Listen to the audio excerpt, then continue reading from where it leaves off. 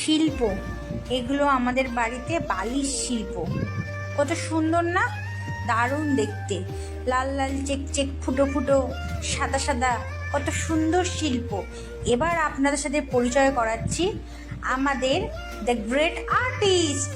এই যে আর্টিস্ট বেরিয়ে গেছে, দেখুন ওর শিল্পকলা গোটা বিশ্ববিখ্যাত। এত সুন্দর শিল্পের উনি অধিকারী, এত সুন্দর শিল্প সত্তা ওনার মধ্যে রয়েছে।